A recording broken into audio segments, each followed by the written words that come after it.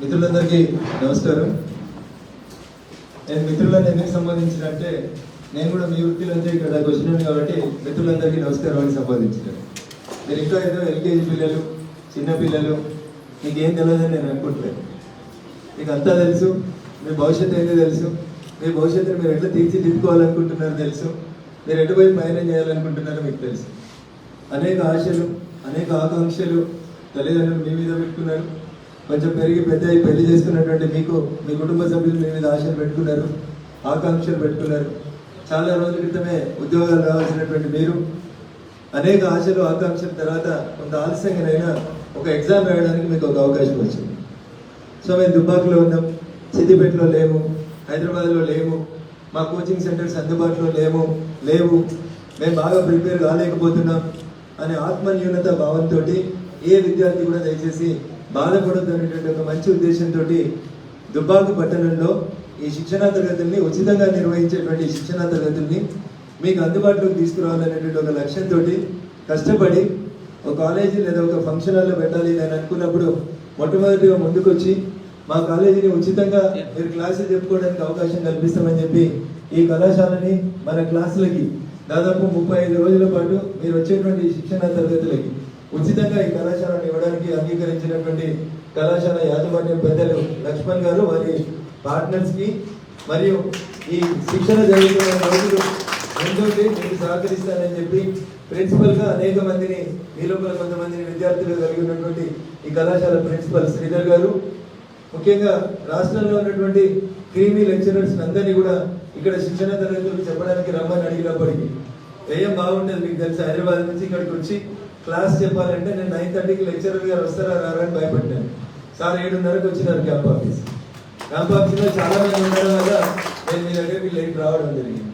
మా వాళ్ళందరూ చెప్తున్నారు, మా పార్టీ నాయకులు అందరూ, అన్న ఇంకా 50 మంది వచ్చిర్రు, 60 మంది వచ్చిండ్రు, 177 మంది రావాలి, 157 మందిలో 60 మంది వచ్చిండ్రు, క్లాస్ 11కి మొదలు పెడదామా 12కి మొదలు పెడదామా అని అడుగుతా ఉన్నారు మా.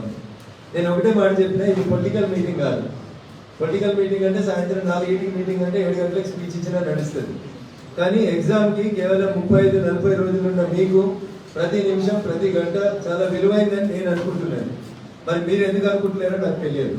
మీరు కూడా అనుకోవాలని నేను మనస్ఫూర్తి కోరుకుంటున్నాను. ఎందుకంటే భవిష్యత్తులో మీరంతా ఏమవుతున్నారు, టెస్ట్ రాసిన ఏమవుతారు, టీచర్లు అవుతారు. టీచర్ల గురించి ఏం చెప్తారు, మీకు ట్రైనింగ్ చేసేటప్పుడు బీఈడీలో టీటీసీలలో ఏం చెప్తారు, మీరే ఈ సమాజానికి మార్గనిర్దేశకులు ఉండాలి అని చెప్తారు. మనం వేసేటువంటి అంగీలాగు, మనం వేసేటువంటి చెప్పుల కాడి నుంచి మన కట్టు బొట్టు, మన వేషధారణ అంతా కూడా మనం చెప్పేటువంటి తరగతి గదిలో ఉన్నటువంటి విద్యార్థుల మీద ఒక రకమైనటువంటి ఇంప్రెషన్ ఇస్తుంది. అందుకనే స్వామి వివేకానంద ఏం చెప్తాడంటే, the destiny of a nation is decided in the 4 walls of classroom అని చెప్తాడు. ఏ దేశ భవిష్యత్తు అయినా తరగతి గది యొక్క 4 గోడల మధ్యలో నిర్మించబడుతుంది అని చెప్తాడు. ఆ నిర్మాతలు ఎవరు? మీరు. భారత నిర్మాతలు మీరు. మేము అసెంబ్లీలో కూర్చుంటుండొచ్చు, పార్లమెంట్లో కూర్చుంటుండొచ్చు, 4 చట్టాలు చేస్తుండొచ్చు, ఇంకేదైనా చేస్తుండొచ్చు. కానీ సమాజానికి మార్గదర్శనం చేయాల్సింది, సమాజాన్ని మంచి బాటలో నడపాల్సింది ఎవరు అంటే భవిష్యత్తులో టీచర్ కాబోతున్నటువంటి మీరే నడపాలి. మరి టీచర్కి మొదలు ఏముండాలని చెప్తారు? అదృష్టవశాత్తు ఈరోజు శేఖర్ రెడ్డి గారితో నేను వేదిక పంచుకుంటా ఉన్నాను. వారు సైకాలజీ టీచరే, నేను సైకాలజీలో కర్ణాటక యూనివర్సిటీ నుంచి gold medallist.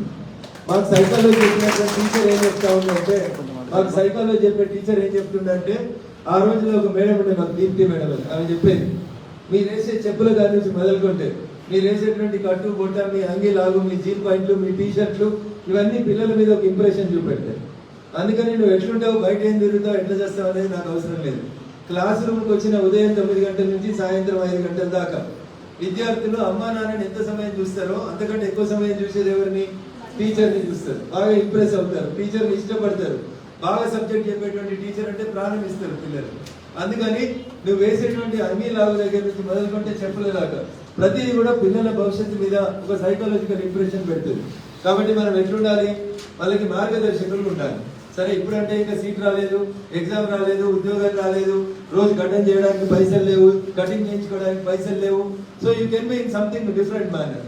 But when you comes to the post of a teacher, you should be like a guide. అంతా నీ ఇంప్రెషన్ అంతా పిల్లల మీద ఉంటుంది. ఎల్కేజీకి నేను నా కూతురునైనా, మీరు మీ కూతురులైనా ఎల్కేజీకో 1వ తరగతికో తీసుకుపోయి ఒక క్లాస్ రూమ్లో వదిలేస్తాం. టీచర్కి ఇంట్లో 100 బాధలు ఉంటాయి అనుకోండి, ఆ బాధని పిల్లల మీద చూపించింది అనుకోండి టీచర్, అప్పుడు ఆ పిల్లడు స్కూల్ కంటే ఏం చేస్తాడు, మా స్కూల్ అంటే దరిద్రం అని ఏడవడం స్టార్ట్ చేస్తాడు. స్కూల్ అంటే వాడికి ఒక ఇద్దరులా కనబడతా ఉంటుంది. అట్లా కాకుండా అక్కడ ఉన్న టీచర్ ప్లెజెంట్ గా ఉండి ఇప్పించుకోండి, ఆ టీచర్ కొంచెం ప్లెజెంట్ గా ఉండి ఆ చూడడానికి పిల్లల్ని ఇంప్రెస్ చేసినటువంటి రీతిలో ఉందనుకోండి, first impression is the best impression అని పిల్లలందరూ కూడా ఏమనుకుంటారంటే మా టీచర్ బాగుంది, మా అమ్మ నాన్న కంటే మా టీచరే మమ్మల్ని బాగా చూస్తుందని ఇంప్రెషన్ కలిగింది అనుకోండి, పిల్లలు ఇంట్లో ఉండేవాడంటే ఎక్కువ టీచర్ దగ్గర రావడానికి ఇంట్రెస్ట్ చూపిస్తారు. So the destiny of a nation is decided in the 4 walls of class room. నిజంగా మీరు ఉపాధ్యాయులు కావాలనుకుంటే పొద్దున్న నుంచి సాయంత్రం దాకా మీ మదిలో మెదలాల్సింది ఒకటే ఒక లైన్, నన్ను చూసి కొన్ని వేల మంది తయారవుతారు. అందులో మీ శిష్యులలో ఒక మంచి డాక్టర్ కావచ్చు, ఒక మంచి లాయర్ కావచ్చు, ఒక మంచి ఎమ్మెల్యే కావచ్చు, ఒక మంచి ఎంపీ కావచ్చు. ఈ దేశాన్ని నేలేటువంటి రాజులు కూడా ఎక్కడి నుంచి తయారవుతారు? క్లాస్ రూమ్ నుంచే వస్తారు. మంచి దొంగలు కూడా మీ దగ్గర నుంచే తయారు కావచ్చు, మంచి కూలీకోర్లు కూడా మీ దగ్గర నుంచే తయారు కావచ్చు. అంటే the way in which you teach them అనే దాన్ని బట్టి వాళ్ళ యొక్క అడుగులు ఉంటాయి. ఇంకొక చేయండి. సో ఈ కళాశాల యాజమాన్యం వారు మనకి తరగతి గదులు ఇచ్చి ఈ కళాశాలను వాడుకోవడానికి సహకరించిన లక్ష్మణ్ గారికి కృతజ్ఞతలు. సో అందుకని ఏం చేసినా మీతోటే ఉండాలి. క్లాస్ 9:30కి స్టార్ట్ అవుతుంది అని చెప్పినాం, మనం ఎన్నింటికి రావాలి? 9:25కి ఉండాలి. మనం ఎన్నింటికి వస్తా ఉన్నాం? కొందరు 10కి వస్తారు, కొందరు 10:30కి వస్తారు, కొందరు 11కి వస్తా ఉన్నారు. నాలాంటి రోజు క్లాస్ చెప్పడం స్టార్ట్ చేసిండు అనుకో, నేను కూడా ఒక రోజు క్లాస్ చెప్తాను మీకు. 35 రోజులలో ఒక ఫుల్ డే నేను మీతో ఉంటాను. మార్నింగ్ 9:30కి వచ్చి ఈవినింగ్ 6 దాకా నేను కూడా క్లాస్ చెప్తాను, ఒక సబ్జెక్ట్ చెప్పిపోతాను నేను మీకు. సో నేను ఎట్లా ఉంటాను, మీరు ఎట్లా ఉంటారు అనేది ఆ రోజు తెలుస్తుంది. సోషల్ మీడియా, ఫేస్బుక్లు, వాట్సాప్లు, రికార్డులు చేయడాలు, బయట వాళ్ళకి పెట్టడాలు, మనల్ని మనం తక్కువ చేసుకోవడాలు, మనల్ని మనం ఎక్కువ చేసుకోవడాలు అనవసరం. దేవన్ నేను నాకు అనేకమైన కార్యక్రమాలు ఉన్నాయి. మీరు నమ్మాలి, చేగుంటలో, నార్సింగ్లో 2 మండలాలలో అధికారిక కార్యక్రమాలు ఉంటే కూడా వాటిని వదిలేసుకొని నేను మీతో ఒక 1 hour ఉండాలని ఎందుకు అనుకున్నాను. 9:30 నుంచి 10:30 వరకు అంటే దేవన్ ఫస్ట్ క్లాసే మీరు సరైనటువంటి రీతిలో పోలేదనుకోండి, తెలంగాణలో ఒక నానుడు ఉంటుంది, ముందు నాగలు ఎట్లా పోతే వెనకాల నాగలు అట్లా పోతుంది అని చెప్పి.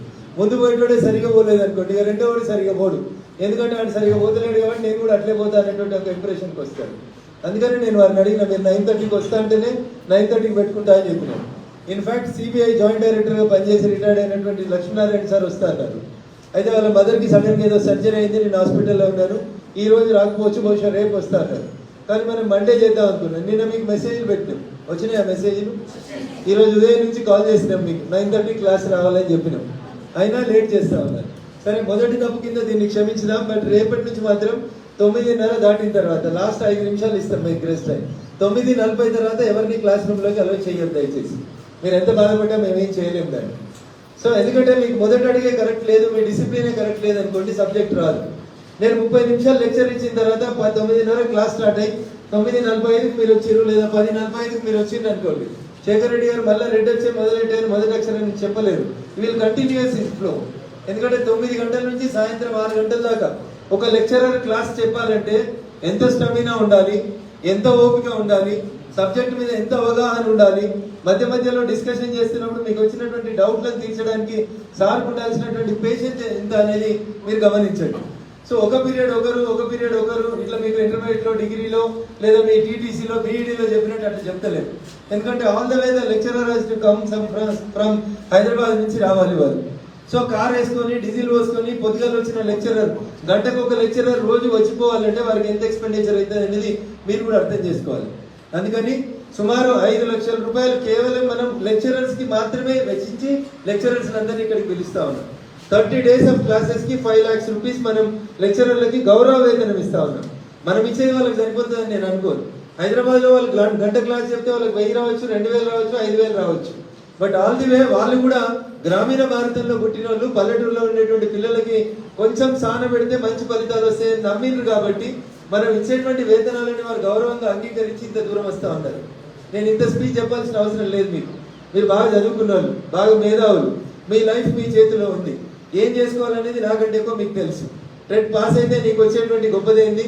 ఉద్యోగం వచ్చి నువ్వు రేపు టీచర్ 50,000 జీతం వస్తే నీ ఆర్థిక స్థితిగతి ఎట్లా మారుతుంది, నీ పిల్లల చదువులు ఎట్లా మారుతాయి, నీ కుటుంబం ఎట్లా మారుతుంది, మీ అమ్మ నాన్నని మీరు ఎంత గొప్పగా చూసుకోగలుగుతారో అని చెప్పుకోవడానికి ఒక అవకాశం ఉన్నటువంటి వేదిక.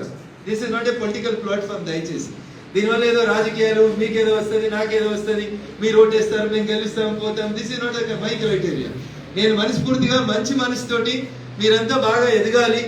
మా దుబ్బాక రఘునందన్ రావు గెలిస్తే దుబ్బాక పేరు రాష్ట్రం మొత్తం ఎట్లయితే వచ్చిందో టెట్లో రిజల్ట్ వస్తే పాస్ అయినరు లేదా రాసిండ్రు అన్న దాంట్లో ఎక్కువ శాతం మార్కులు ఎవరికి వచ్చినాయి అంటే దుబ్బాక పిల్లలకు వచ్చినటువంటి పేరు రావాలనేటువంటి ఒక మంచి ఉద్దేశంతో ఈ శిక్షణ కేంద్రం స్టార్ట్ చేసిన నేను మళ్ళీ చెప్తా ఉన్నా. Irrespective of parties, irrespective of caste, creed, race, region, religion, మీరంతా స్టూడెంట్స్, ఇక్కడికి వచ్చిన వాళ్ళంతా లెక్చరర్స్. అంతే మీకు వాళ్ళకు ఉన్నటువంటి సంబంధం. మీది ఆ కులం, నాది కులం, నీదే పార్టీ, నాది పార్టీ. ఎలక్షన్లు వచ్చినప్పుడు కొట్లాడుకుందాం. మీకు నచ్చిన పార్టీకి మీరు ఓటేసుకునే స్వతంత్రం భారత రాజ్యాంగం మీకు కల్పించింది. కాబట్టి దాని గురించి డిస్కస్ చేయకండి. మీ ఫ్రెండ్స్ ఎవరైనా మేము ఆ పార్టీ నాయకుని కొడుకులం, ఈ పార్టీ నాయకుని కూతురులం, రఘునందన్ రావు పెట్టే శిక్షణ శిబిరానికి ఎట్లా రావాలని ఎవరిని కూడా మొహమాట పడకమని చెప్పండి. దయచేసి బీ సీరియస్, బీ కాషియస్. మీరు చేసేటువంటి ఒక్కొక్క గంట మీ జీవితాన్ని మలుపు తిప్పడానికి ఒక మెట్టి ఉపయోగపడుతుంది. అందుకని మీరంతా విజ్ఞులు, బాగా చదువుకున్న వాళ్ళు. ఒక కుటుంబంలో ఒక ఉద్యోగం వస్తే ఒక కుటుంబం బాగుపడుతుంది. ఆ ఊరిలో ఆ లొకాలిటీలో కొంత పేరు వస్తుంది. ఒక ఆయన ఎస్ఐ ఏంటంటే ఏ ఊరికి ఏంటంటే చెల్లాపూర్కి వెళ్ళి ఎస్ఐ ఏంటంటే చెల్లాపూర్లో కొంచెం పేరు వస్తుంది.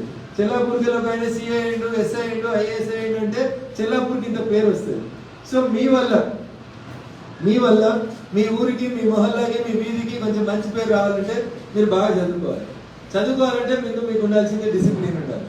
ఆ డిసిప్లినే లేదనుకోండి, మేము ఎంతసేపు వచ్చినా మీకు ఏముండదు. సార్ బోర్డు మీకు తిరిగి రాస్తూ ఉంటాడు. బ్లాక్ బోర్డు మీద చెప్పి చాక్పీసులతో రాయమని చెప్పొచ్చు నేను శేఖర్ రెడ్డి గారికి. కానీ పొద్దున్న 9కి వచ్చి సాయంత్రం 6 దాకా క్లాస్ చెప్పాడు ఆయన. కంటిన్యూస్ గా బ్లాక్ బోర్డు మీద రాస్తూ తుడుస్తూ ఉంటే దాంట్లో వచ్చేటువంటి శుద్ధ పొడి ఎంత లోపలికి పోతుంది, ఆయనకి బ్రీతింగ్ ఎంత ప్రాబ్లం అవుతుంది, ఎంత ఇబ్బంది అవుతుంది అని గమనించినాం కాబట్టి మేము మీకు వైట్ బోర్డు తెప్పించినాం. అంటే పిల్లలకి ఇబ్బంది కావద్దని నిన్న ఫ్యాన్లు ఫిట్ చేసినాం. యాక్చువల్గా ఫ్యాన్లు లేవు క్లాస్ రూమ్లో. కొద్దిసేపు అయితే రంజన్లు వస్తాయి, చల్లటి నీళ్ళు వస్తాయి, వేడి నీళ్ళు వస్తాయి, రకరకాలైనటువంటి జాగ్రత్తలు మేము తీసుకుంటాము. యాక్చువల్గా మేము ఏమనుకున్నాం అంటే మీరంతా లోకల్ కాబట్టి భోజనం పెట్టకుండా సరిపోతుందేమో అని అనుకున్నాం. కానీ భోజనం పెట్టకపోతే 2 కాగానే ఆకలి అవుతుందని అన్నం తినొస్తాను ఒక ఆయన పోతాడు. మళ్ళీ రేపు ఆయన సాయంత్రం 5కి వస్తాడు. అప్పటిదాకా ఈసారి ఆగాడు. కాబట్టి రేపటి నుంచి భోజన వ్యవస్థ కూడా మేమే ఏర్పాటు చేస్తాం. కాబట్టి 9:30 అంటే ఆన్ 9:30కి రావాలి. ఇందులో సార్ చెప్తున్నా 9కే రమ్మంటున్నాడు. ఎందుకంటే కొంచెం చల్లగా వాతావరణం ఉన్నప్పుడు చెప్తే మనిషి అలసిపోకుండా ఉంటాడు. హాయ్ ఫ్రెండ్స్, మా టుడే టుమారో యూట్యూబ్ ఛానల్ చూస్తున్నందుకు చాలా థ్యాంక్స్. మరిన్ని లేటెస్ట్ వీడియోస్ కోసం వెంటనే సబ్స్క్రైబ్ చేయండి. అలాగే ఈ బెల్ ని కూడా రింగ్ చేసేయండి. మా నోటిఫికేషన్స్ అన్ని మీ మొబైల్లో వస్తాయి. అలాగే మా వీడియోస్ మీకు నచ్చితే లైక్ చేయండి, షేర్ చేయండి, నచ్చకపోతే కామెంట్ చేయండి.